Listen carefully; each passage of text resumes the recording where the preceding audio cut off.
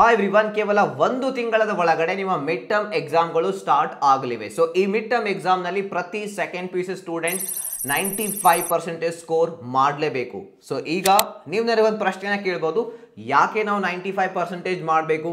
So ನಾನು ಕೂಡ ನಿಮ್ಗೊಂದು ಪ್ರಶ್ನೆಯನ್ನು ಕೇಳ್ತಾ ಇದ್ದೀನಿ. ಲೈಫ್ನಲ್ಲಿ ಏನಾದರೂ ಸಾಧಿಸ್ಬೇಕಂದ್ರೆ ಕಾನ್ಫಿಡೆನ್ಸ್ ಎಲ್ಲಿಂದ ಬರುತ್ತೆ? ಯಾವುದಾದ್ರೂ ಒಂದು ಯೂಟ್ಯೂಬ್ನಲ್ಲಿ ಮೋಟಿವೇಶ್ನಲ್ ವಿಡಿಯೋ ನೋಡೋದ್ರಿಂದ ಕಾನ್ಫಿಡೆನ್ಸ್ ಬರುತ್ತಾ? ಯಾರ್ದೋ ಒಬ್ಬ ವ್ಯಕ್ತಿಯ ಮೋಟಿವೇಶನಲ್ ಭಾಷಣ ಕೇಳೋದ್ರಿಂದ ಲೈಫ್ನಲ್ಲಿ ಕಾನ್ಫಿಡೆನ್ಸ್ ಬರುತ್ತಾ? ಇಲ್ಲ. ಸೊ ಆ ರೀತಿ ಕಾನ್ಫಿಡೆನ್ಸ್ ಬರೋದಿಲ್ಲ. ಬಂದರೂ ಕೂಡ ಅದು 1-2 ದಿನಕ್ಕಿಂತ ಹೆಚ್ಚಾಗಿ ಇರೋದು ಇಲ್ಲ ನಿಮ್ಮ ಒಂದು ಲೈಫ್ನಲ್ಲಿ. ಸೊ ಇಲ್ಲಿ ಲೈಫ್ನಲ್ಲಿ ಕಾನ್ಫಿಡೆನ್ಸ್ ಯಾವಾಗ ಬರುತ್ತೆ ಅಂದರೆ ನೀವು ಸಾಧಿಸುವಂತಹ, ನೀವು ಮಾಡುವಂತಹ ಸ್ಮಾಲ್ ಸಾಧನೆಗಳಿಂದ, ಚಿಕ್ಕ ಸಾಧನೆಗಳಿಂದ ನಿಮ್ಮ ಲೈಫ್ನಲ್ಲಿ ಕಾನ್ಫಿಡೆನ್ಸ್ ಬರುತ್ತೆ. ಸೊ ನನ್ನ ಎಕ್ಸಾಂಪಲ್ ನಾನು ನಿಮಗೆ ಕೊಡೋದಾದ್ರೆ, ಸೊ ನಾನು 10th ನಲ್ಲಿ 85% ಸ್ಕೋರ್ ಮಾಡಿದೆ. ಫಸ್ಟ್ ಸೆಕೆಂಡ್ ಪಿ.ಯು.ಸಿ 92% ಸ್ಕೋರ್ ಮಾಡಿದೆ. ಸೊ ಅದರಿಂದ ತುಂಬ ಕಾನ್ಫಿಡೆನ್ಸ್ ಹೆಚ್ಚಾಯಿತು. ದೆನ್ ನಾನು ಇಂಗ್ಲೀಷ್ ಕಲಿತೆ, ಇಂಗ್ಲೀಷ್ ಬೇರೆಯವ್ರಿಗೆ ಕಲಿಸಿದೆ, ಅವ್ರಿಗೆ ಇಷ್ಟ ಆಯಿತು. ಸೊ ಈ ರೀತಿ ನನ್ನ ಲೈಫ್ನಲ್ಲಿ ಕಾನ್ಫಿಡೆನ್ಸ್ ಮತ್ತು ಇದರಿಂದ ಇನ್ನೂ ಹೆಚ್ಚಿನ ಸಾಧನೆಗಳನ್ನು ಮಾಡಲಿಕ್ಕೆ ನನಗೆ ಒಳಗಿಂದ ಕಾನ್ಫಿಡೆನ್ಸ್ ಬರುತ್ತೆ. ಯಾವುದೇ ಎಕ್ಸ್ಟರ್ನಲ್ ಮೋಟಿವೇಶನ್ನ ಅವಶ್ಯಕತೆ ಬೀಳೋದಿಲ್ಲ. ನಿಮ್ಮದೇ ಎಕ್ಸಾಂಪಲ್ ತಗೊಳ್ಳಿ. 10th ನಲ್ಲಿ ನೀವೇನು ಸ್ಕೋರ್ ಮಾಡಿರ್ತೀರಿ, ಪರ್ಸೆಂಟೇಜ್ ಮಾಡಿರ್ತೀರಿ, ಅದರ ಆಧಾರದ ಮೇಲೆ ಲೈಫ್ನಲ್ಲಿ ಏನು ಮಾಡಬೇಕು ಅಂತ ನೀವು ಡಿಸೈಡ್ ಮಾಡ್ತೀರಿ. ಪರ್ಸೆಂಟೇಜ್ ಕಡಿಮೆ ಆದರೆ ದೊಡ್ಡ ಗುರಿಗಳನ್ನು ಇಟ್ಕೊಳ್ಳೋದೇ ಇಲ್ಲ ಸ್ಟೂಡೆಂಟ್ಗಳು. ಸೊ ಹಾಗೆ ನೋಡಿ, ಕಾನ್ಫಿಡೆನ್ಸ್ ಎಲ್ಲಿಂದ ಬರ್ತಾ ಇದೆ? ನೀವು ಲೈಫ್ನಲ್ಲಿ ಮಾಡ್ತಾ ಇರುವಂತಹ ಚಿಕ್ಕ ಸಾಧನೆಗಳಿಂದ. ಸೊ ಇಲ್ಲಿ ಬನ್ನಿ, ನಾನು ನಿಮಗೆ ತಿಳಿಸ್ತೀನಿ. ಒಂದು ವೇಳೆ ನೀವು ಇಲ್ಲಿ 95% ಒಳ್ಳೆ ಸ್ಕೋರ್ ಮಾಡಲಿಲ್ಲ ಅಂದರೆ ಏನಾಗುತ್ತೆ? ಸೊ ನೋಡಿ, ನಂಬರ್ 1, ನೀವು ಎಕ್ಸಾಮ್ನಲ್ಲಿ ಒಳ್ಳೆ ಪರ್ಸೆಂಟೇಜ್ ಸ್ಕೋರ್ ಮಾಡಲಿಲ್ಲ ಅಂದರೆ ನಿಮ್ಮ ಕಾನ್ಫಿಡೆನ್ಸ್ ಕಡಿಮೆ ಆಗುತ್ತೆ. ಸೊ ಲೈಫ್ನಲ್ಲಿ ಕಾನ್ಫಿಡೆನ್ಸೇ ಇಲ್ಲ ಅಂದಾಗ ನಿಮ್ಮ ಮೇಲೆ ನಿಮಗೆ ಡೌಟ್ ಬರ್ಲಿಕ್ಕೆ ಸ್ಟಾರ್ಟ್ ಆಗುತ್ತೆ. ಆ್ಯಂಡ್ ದೆನ್ ಅದರಿಂದ ಓದಲಿಕ್ಕೆ ಮೋಟಿವೇಶನ್ ಬರೋದಿಲ್ಲ. ಸೊ ಲೈಫ್ನಲ್ಲಿ ಏನಾದರೂ ಸಾಧಿಸ್ಬೇಕಂದ್ರೆ ಅದರಲ್ಲಿ ಯಶಸ್ಸನ್ನು ಪಡೀತಾ ಹೋಗಬೇಕು, ಗೆಲ್ತಾ ಹೋಗಬೇಕು ಅಂದಾಗ ಮೋಟಿವೇಶನ್ ಸಿಗುತ್ತೆ. ಇಲ್ಲಾಂದರೆ ಅಲ್ಲಿ ಇಲ್ಲಿ 1000 ಕಡೆ ಮೋಟಿವೇಶನ್ ವೀಡಿಯೋಸ್ಗಳನ್ನು ಹುಡುಕಾಡ್ತಾ ನೀವು ಕೂತ್ಕೊಳ್ತೀರಾ. ಸೊ ಈಗ ನೀವು ಇದರಲ್ಲಿ ಒಳ್ಳೆ ಸ್ಕೋರ್ ಪರ್ಸೆಂಟೇಜ್ ಮಾಡಿದರೆ ಏನಾಗುತ್ತೆ? ಸೊ ಅಫ್ಕೋರ್ಸ್ ಆ್ಯಂಡ್ ಡೆಫಿನೆಟ್ಲಿ ನಿಮ್ಮ ಕಾನ್ಫಿಡೆನ್ಸ್ ಹೆಚ್ಚಾಗುತ್ತೆ. ಆ್ಯಂಡ್ ನಿಮ್ಮ ಕಾನ್ಫಿಡೆನ್ಸ್ ಹೆಚ್ಚಾದಾಗ ನೀವೇ ಕೂತ್ಕೊಂಡು ಸ್ಟಡಿ ಮಾಡ್ತೀರಾ, ಓದ್ತೀರಾ, ಎಫರ್ಟ್ ಹಾಕ್ತೀರಾ ನಿಮ್ಮ ಗುರಿಗಳನ್ನು ಸಾಧಿಸಲಿಕ್ಕೆ. ಮತ್ತೆ ಯಾರ ಮೋಟಿವೇಶನ್ ಅವಶ್ಯಕತೆ ನಿಮಗೆ ಬೀಳೋದಿಲ್ಲ. ಮೇ ಬಿ ನನ್ನ ವೀಡಿಯೋಸ್ನ ಅವಶ್ಯಕತೆ ಕೂಡ ನಿಮಗೆ ಬೀಳೋದಿಲ್ಲ. ನೀವು ಚಿಕ್ಕ ಸಾಧನೆಗಳನ್ನು ಲೈಫ್ನಲ್ಲಿ ಮಾಡ್ತಾ ಹೋದರೆ. ಸೊ ಈಗ ನಿಮಗೆ ಗೊತ್ತಾಯಿತು ಯಾಕೆ ನಾವು ಮಿಡ್ ಟರ್ಮ್ ಎಕ್ಸಾಮ್ನಲ್ಲಿ 95% ಸ್ಕೋರ್ ಮಾಡಬೇಕು ಅಂತ ಹೇಳಿ. ಸೊ ಬನ್ನಿ, ಈ ವಿಡಿಯೋದಲ್ಲಿ ನಾನು ನಿಮಗೆ ಯಾವ ರೀತಿ ನೀವು 95% ಮಿಡ್ ಟರ್ಮ್ ಎಕ್ಸಾಮ್ನಲ್ಲಿ ಮಾಡ್ಬೋದು ಅನ್ನೋದನ್ನು ತಿಳಿಸ್ತಾ ಹೋಗ್ತೀನಿ. ಫಸ್ಟ್ ನನಗೆ ಕೆಲವೊಂದು ಬೇಸಿಕ್ ಥಿಂಗ್ಸ್ಗಳನ್ನು, ಇದು ನಿಮಗೆ ಗೊತ್ತೇ ಇರುತ್ತೆ, ಒಂದ್ಸಲ ಕ್ವಿಕ್ ಆಗಿ ಹೇಳ್ತಾ ಇದ್ದೀನಿ. ನೀವು ಮಿಡ್ ಟರ್ಮ್ ಎಕ್ಸಾಮ್ನಲ್ಲಿ 95% ಮಾಡಬೇಕು ಅಂದರೆ ಒಂದು 10 ಅಥವಾ 15 ದಿನಕ್ಕಿಂತ ಮುಂಚಿತವಾಗಿ ಸಿಲೆಬಸ್ ಮುಗಿಸಿರಬೇಕು. ರಿವಿಷನ್ ಮಾಡಲಿಕ್ಕೆ ನಿಮಗೆ ಇನಫ್ ಟೈಮ್ ಸಿಗಬೇಕು ಅಲ್ಲಿ, ಅಂದಾಗ ನೀವು ಮಾಡಲಿಕ್ಕೆ ಸಾಧ್ಯ. ಆ್ಯಂಡ್ ದೆನ್ ನಿಮ್ಮ ಫೈನಲ್ ನೋಟ್ಸ್ ಅಥವಾ ಬುಕ್ಸ್ಗಳು ರೆಡಿ ಇರಬೇಕು.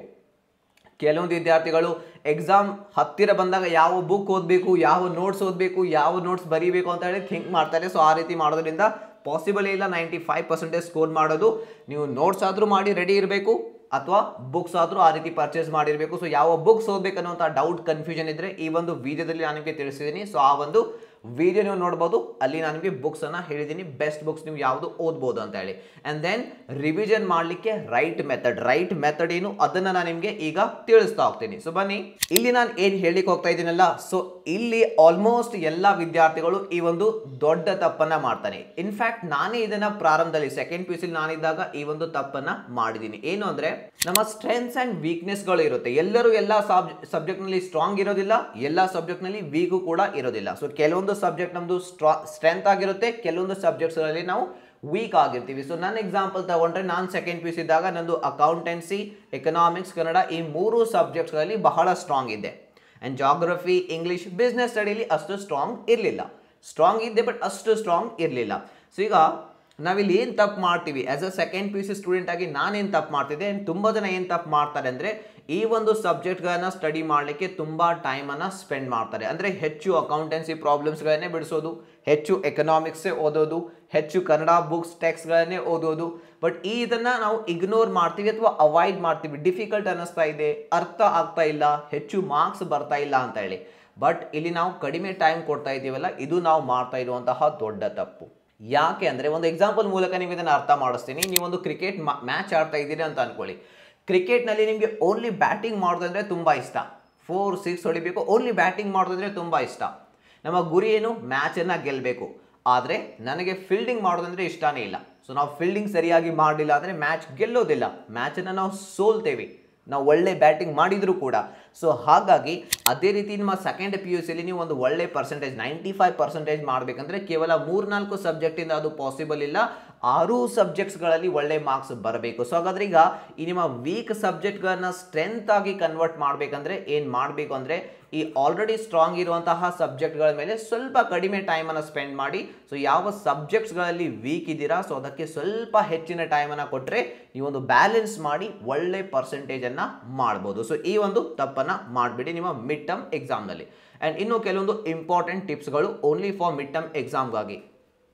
ಎಕ್ಸಾಮ್ಗಿಂತ ಮುಂಚಿತವಾಗಿ ಅಟ್ಲೀಸ್ಟ್ ಒಂದೆರಡು ಕ್ವಶನ್ ಪೇಪರ್ಗಳನ್ನ ಸಾಲ್ವ್ ಮಾಡಿ. ಹಿಂದಿನ ವರ್ಷದ mid term exam question paper ತಗೊಳ್ಳಿ, ಅವುಗಳನ್ನು ಸಾಲ್ವ್ ಮಾಡಿ. ಸೊ ಅದರಿಂದ ಏನಾಗುತ್ತೆ, ಎಕ್ಸಾಮ್ಗಿಂತ ಮುಂಚಿತವಾಗಿ ನಿಮಗೆ ಗೊತ್ತಾಗುತ್ತೆ ನಿಮ್ಮದು ಸ್ಟ್ರೆಂತ್ ಏನು, ಎಲ್ಲಿ ನೀವು ವೀಕ್ ಇದ್ದೀರಾ, ಯಾವುದನ್ನು ಪ್ರಾಕ್ಟೀಸ್ ಮಾಡಬೇಕು, ಯಾವುದು ಓದಿದ್ದು ನೆನಪಿಲ್ಲ, ಯಾವುದು ಅರ್ಥ ಆಗಿಲ್ಲ ಅಂತ ಹೇಳಿ.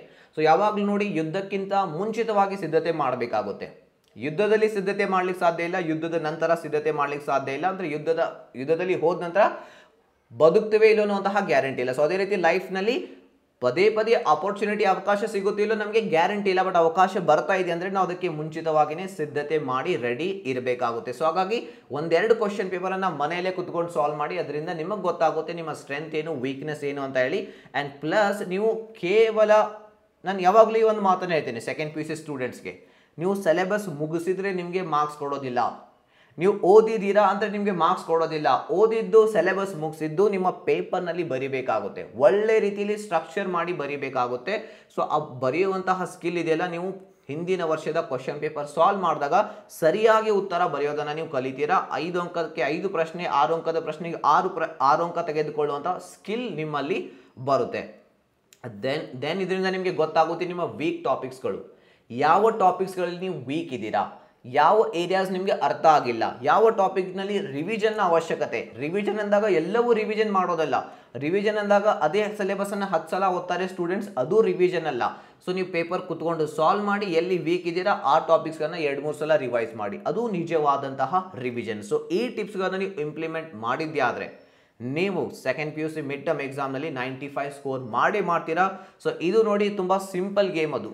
It is all about converting your weakness into strengths. Very simple game. ನಿಮ್ಮ ವೀಕ್ನೆಸ್ಗಳನ್ನ ಸ್ಟ್ರೆಂತ್ ಆಗಿ ಪರಿವರ್ತನೆ ಮಾಡ್ತಾ ಹೋಗಬೇಕು. ಯಾವ ರೀತಿ ನಿಮ್ಮ ವೀಕ್ ಏರಿಯಾಸ್ಗಳನ್ನ, ವೀಕ್ ಟಾಪಿಕ್ಸ್ಗಳನ್ನ ಗುರುತಿಸಬೇಕು, ಅದಕ್ಕೆ ಹೆಚ್ಚು ಸಮಯ ಕೊಡಬೇಕು, ಪ್ರಾಕ್ಟೀಸ್ ಮಾಡಬೇಕು, ಅದನ್ನು ನಿಮ್ಮ ಸ್ಟ್ರೆಂತ್ ಆಗಿ ಕನ್ವರ್ಟ್ ಮಾಡಬೇಕು, ಇಷ್ಟೇ.